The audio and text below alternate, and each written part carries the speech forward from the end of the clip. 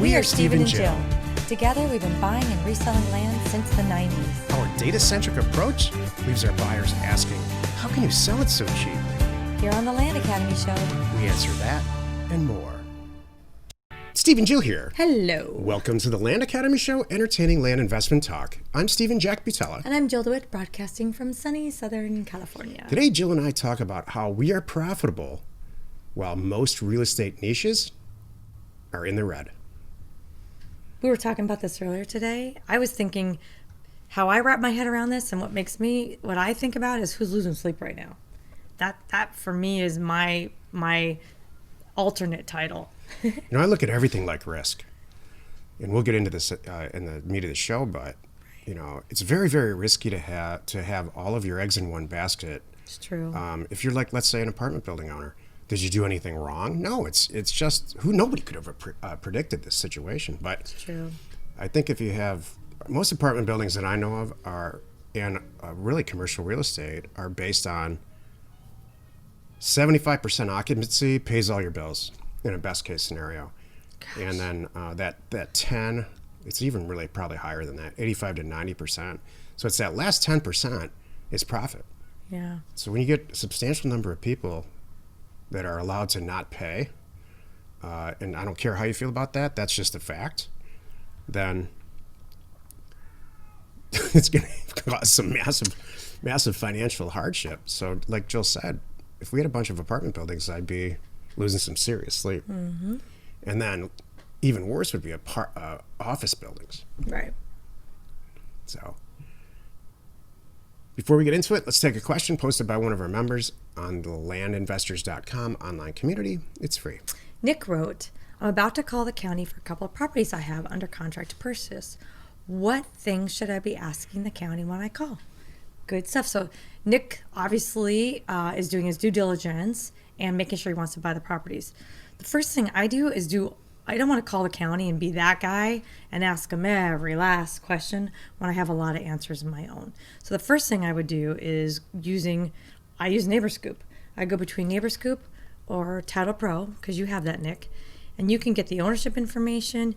You can get the vesting deed if you didn't already get it from the seller, confirm ownership. You can check out, zoning if you need to, confirm size, confirm, annual taxes. There's all kinds of things you can do. The things that you call the county for, the few things you might need help with from them are they current on their taxes? Stuff like that, and how far back does it go? If they're not current, did they stop paying in 2016 or did they stop paying in 2019, whatever it is? Get the total amount of taxes. It's very rare, but you can ask them are there any liens or things that you can spot that you see here on the property, anything else that's been recorded against the property? What's possible? This is my favorite thing. This is usually why I'm calling to. It's really those two things, and I might, while I'm talking to, I'm going to verify everything's right too. I'm like, hey, just to make sure for ownership, I see, George Smith Family Trust. Is that what you've got? Yep, that's what we have too. So I'll just, double check that. Even though I'm still, I probably got the vesting deed already because I did it myself. But the big thing too is I'm asking the county, what's possible? I want to know, do they know if it's buildable? Is there anything that they know about it? Is there utilities? It looks like there's utilities at the street. What can I build there? Such, for example, can I put a mobile there? Does it, if the answer is no, are there any restrictions on as far as what kind of site built or what kind of building we have to put there? Find out about, anything like that that you need to know that as you put in your posting, convey to the seller. So and again, I don't want to waste their time, so I'm not going to call them and ask them all the questions that I have at my fingertips. I can do that. Some of the real nebulous stuff that should be on your due diligence list when you buy a piece of property or whether you're deciding to buy a piece of property can't be found on the internet. If you just look at it as from a number standpoint, I bet 90% of it you can do on your own through NeighborScoop and everything else. But one of the things is use. Right. And so Jill said it. Or zoning. Mm-hmm. So there's, especially in California, there's a lot of zoning designations, but somebody spent a lot of time on this back in the day. So it's strange. And so finding out exactly I struggle with this online. Like when I go up and look, we just bought a property that's LCD 22. Mm-hmm. To this day, I don't know what that is. It's some version of, it's in LA County. Mm-hmm. And so I couldn't get we had to call a county, and it still was kind of nebulous. Right. So zoning and use is really, I think, the real valuable stuff. That's it. Exactly. Today's topic, why we are profitable while most real estate niches are in the red. This is the meat of the show. I was reading an article, and what you just said about the 75% occupancy, is that the same for residential and commercial? You mean like apartments and offices? Right. Yeah, I think actually, 75 is really, I think, I don't think Low? I'm right. Yeah, I think it's low. I think it's closer to 90%. So The 75 comes from real small apartment buildings. So you've got four people in an apartment, a quad. You've got four, it needs to be full. You can't run on to make money. Right, but a Class A apartment building that's got 300 or 400 apartments in it, Yeah. it's closer to 90%. Especially if it's leveraged, like REITs leverage the heck out of it. That's true. I'm sure it's low. Because I was reading this article last week about New York, and even though when they opened up, everybody could go back, just in the last few weeks, days, that in New York, you could come back to work or work in the office at like 50% capacity. Some of the places were as low as 6% capacity. So even geez. I'm not kidding. So I'm like, and they're not paying their bills. And I'm like, that's my thing here. I'm like, for me, I'm thinking about who's losing sleep. And it's these poor guys. That just fosters all kinds of real physical plant issues, If you've ever owned a boat, you have to use it or it's just going to sit there and rot. Right. Same with the building. Exactly. I was hearing too, I was on a neighborhood, what do you call it? It was like a neighborhood call with our mayor and the city manager and different people talking about, this was last week going into 4th of July weekend, and they were all talking about what to do over 4th of July weekend. And it was really great because they'd let the public, us, call in and ask questions or just make a statement, basically. And this very sweet gentleman said, look, I've been in this beach since the 70s. I have since moved away, but I own 4 business buildings on Pier Avenue. He said, and of those 4 of them, no one's paying rent. Mm-hmm. And it's you guys, and it's really a bummer with this whole thing. It's a lot of it's just inconsistency. We can open, then we close, open, and then we can close. It's just, I'm just thinking about him. He's losing sleep. It's not really about what's going on. It's about this poor guy. Who would have thought? And these are buildings worth probably no less than $10 million a piece. Yeah. That's because of where they are. Super good number. I'd say that's a good bottom number.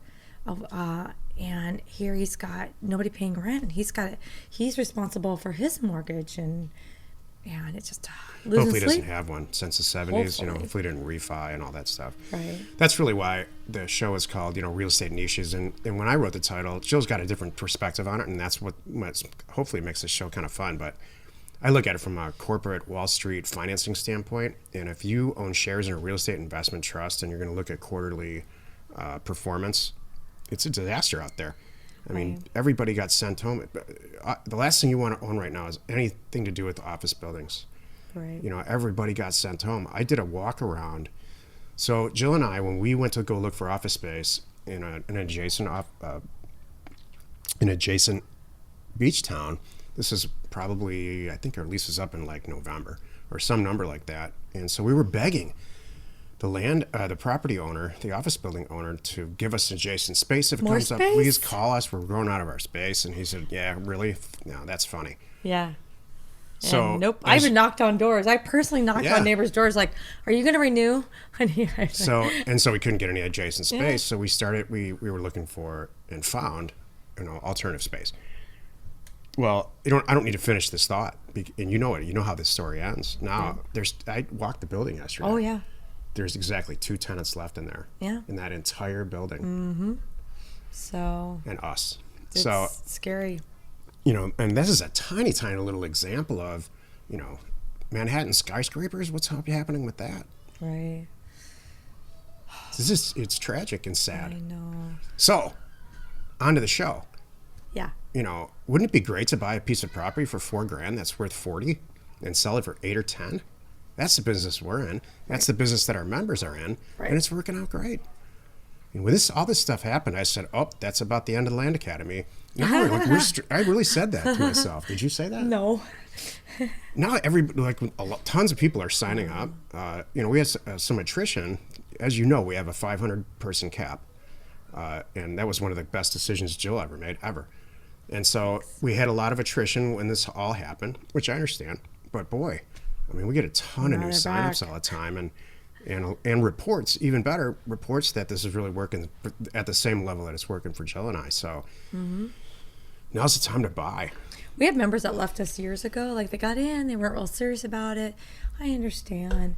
And they started doing other stuff, and now they're like, I know how to put food on the table, and they're back. Yeah. So it's really good. I'm so glad.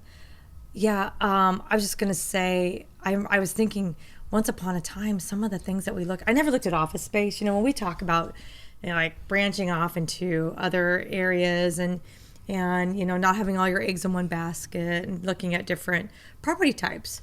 It's funny that we never threw around office space. I don't know why. Neither of us have. I know why. That's not an accident. Oh, yeah, and because we looked at apartments. Well, because explain it. Why would you never do an?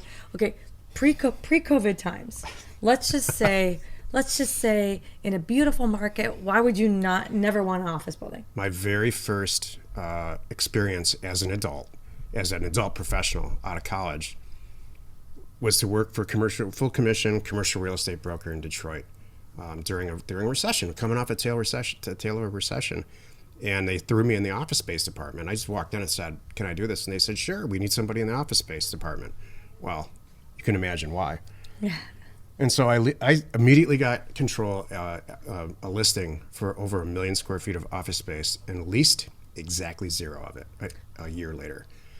Office space as a product type. I'm sorry, it's not funny. That's crazy. My second year. I'm sorry. I ate a lot of ramen that year. Yeah. My second year, I killed it, because I changed product types. I changed to healthcare. So, and nobody asked me to do that. I just did it. But this isn't about me. Office space as a product, some people swear by it. They love it. Institutions love to buy Class A office buildings, and then swoon somebody like J.P. Morgan, who owns or needs a ton of space. And so it's a whole different thing than what we do. It's all about leverage and raising equity portions and creating the debt piece that's all perfect and it all matches. And then you can get it on a cap rate, so it cash flows, and on and on and on, and play that game, that institutional game, while you raise rent 3% every year, and it creates a different capitalization rate from which to sell the building. And you usually sell it to another institutional buyer or a real estate investment trust.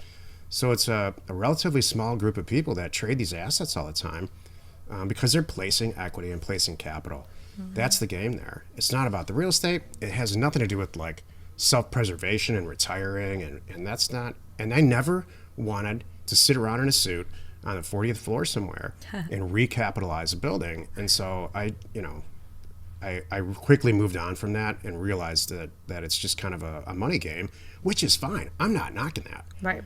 I think what it all comes down to anyway, and this is really why.